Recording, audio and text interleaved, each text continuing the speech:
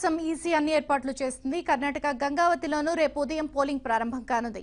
ఇప్పటికే ఎన్నికల సిబ్బంది తమకు కేటాయించిన ప్రాంతాలకు చేరుకుంటున్నారు. రిటర్నింగ్ అధికారి దగ్గర వివరాలు నమోదు చేసుకుని పోలింగ్ సామాగ్రిని తరలిస్తున్నారు. దీనిపై మరింత సమాచారాన్ని గంగావతి నుంచి మా ప్రతినిధి సుంకన్న అందిస్తారు. ఓటీయూ సుంకన్న.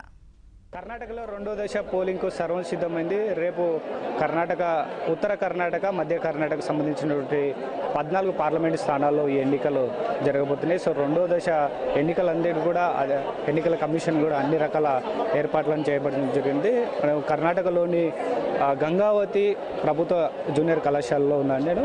ఇక్కడ చూడవచ్చు మనం ఎన్నికల సిబ్బంది అంతా కూడా ఇక్కడికి వచ్చి ఎన్నికల రిటర్నింగ్ ఆఫీసర్ దగ్గర అటెండెన్స్ తీసుకొని వారికి ఇచ్చినటువంటి మెటీరియల్ అంతా కూడా చెక్ చేసుకుంటున్నారు. ఈవీఎంలతో పాటు అదేవిధంగా మిగతా సరంజామా అంతా కూడా కరెక్ట్గా ఉందా లేదా అని కూడా ఒకసారి చెక్ చేసుకుంటున్న పరిస్థితి. ఈవీఎంలో ఏదైతే ఏమన్నా తారుమారాయా లేకపోతే కరెక్ట్గానే ఉన్నాయని కూడా వాళ్ళకి ఏదైతే ఇచ్చినటువంటి అలాట్ చేసినటువంటి రూమ్లో ముందుగానే ఏదైతే ఎన్నికల సిబ్బంది ఇక్కడ ఈవీఎంలను అదేవిధంగా మెటీరియల్ అంతా కూడా సిద్ధం చేసి ఇక్కడికి వచ్చినటువంటి పోలింగ్ స్టాఫ్ అంతా కూడా లిస్ట్ బై లిస్ట్ ఒకసారి చెక్ లిస్ట్ తీసుకొని అన్ని రకాలైనటువంటి మెటీరియల్ అంతా కూడా వాళ్ళకి డిస్ట్రిబ్యూషన్ చేయడం జరుగుతుంది. ఎన్నికల రిటర్నింగ్ అధికారి ఒకసారిగా ఫైనల్గా ఎటువంటి తప్పిదాలు దొరకకుండా కూడా క్షుణ్ణంగా తనిఖీ చేసి పోలింగ్ స్టాఫ్కి అంతా కూడా ఈ ఈవీఎంలతో పాటు ఎన్నికల సరంజామాతో మిగతా వాటికి సంబంధించినంత కూడా పంపిణీ చేస్తున్నారు. ఇప్పటికే చాలా వరకు కూడా ఈ ఎన్నికలకు సంబంధించినటువంటి మెటీరియల్ అంతా కూడా డిస్ట్రిబ్యూషన్ జరుగుతుంది. మనం చూడొచ్చు, కెమెరా పర్సన్ మధు చూపిస్తున్నాడు.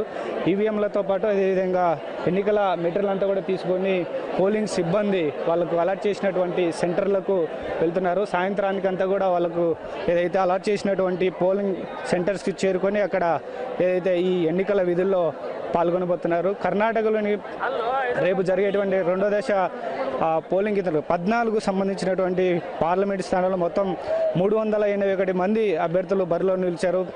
2,51,00,000 పైచీలకు ఓటర్లు వారి ఓటు హక్కును రేపు వినియోగించుకోబోతున్నారు. అదేవిధంగా కర్ణాటక రేపు జరిగేటువంటి 14 పార్లమెంట్ స్థానాల్లో కూడా 2,333 పోలింగ్ సెంటర్స్ ఉన్నాయి. సో వాటికి సంబంధించి వాటితో కూడా విధుల్లో పాల్గొనేందుకు పోలింగ్ స్టాఫ్ అంతా కూడా ఏదైతే గంగావతిలో అసెంబ్లీకి సంబంధించినటువంటి పోలింగ్ ఇక్కడంతా కూడా మెటీరియల్ తీసుకొని వాళ్ళు పోలింగ్ సెంటర్స్కు బయలుదేరుతున్నటువంటి పరిస్థితి ఉంది. అయితే మొత్తానికైతే గతంలో 2014 లోక్సభ ఎన్నికల్లో అయితే గంగావతిలో ఏదో మత ఘర్షణలు జరిగాయి పోలింగ్ సందర్భంగా. గతంలో జరిగినటువంటి ఏదైతే ఈ ఘర్షణలను దృష్టిలో పెట్టుకొని ఈసారి కూడా ఎన్నికల కమిషన్ అదేవిధంగా పోలీస్ యంత్రాంగం అంతా కూడా ఎటువంటి అవాంఛనీయ సంఘటనలు జరగకుండా ఇక్కడంతా కూడా కట్టుదిట్టమైనటువంటి భద్రతా చర్యలు చేపట్టి సో గతంలో ఏదైతే 2014 లోక్సభ పోలింగ్లో జరిగినటువంటి పోలింగ్ శాతాన్ని కూడా ఈసారి పెంచేందుకు కూడా ఎన్నికల కమిషన్ కూడా భారీ స్థాయిలో అవగాహన సదస్సులు నిర్వహించారు. ఉదయము ఏదైతే పోలింగ్ సెంటర్స్కి వచ్చి ఓటు హక్కు వినియోగించుకున్న 20 మందికి కూడా ఫ్లవర్స్ ఇస్తూ వారికి కూడా వెల్కమ్ చెప్తూ కొంత వినూత్నంగా ఎంకరేజ్ చేసేటువంటి ప్రయత్నాలు కూడా ప్రజా సంఘాలు అదేవిధంగా స్వచ్ఛంద సంస్థలకు సంబంధించినటువంటి ప్రతినిధులు కూడా ఇక్కడ ఏర్పాట్లు చేయడం జరిగింది. మొత్తానికి ఓవరాల్గా చూస్తే ఏదైతే ఈ ఎన్నికల సంబంధించిన ఈవీఎంల పంపిణీ అంతా కూడా పూర్తయింది. సో సాయంకాలానికి కూడా ఈ పోలింగ్ సంబంధించినటువంటి సిబ్బంది అంతా కూడా వాళ్ళకు కలెక్ట్ చేసినటువంటి పోలింగ్ సెంటర్లకు చేరుకుపోతున్నారు. గంగావతి నుంచి camera person మధుతో Sunkanna, ABN Andhra Jyothi.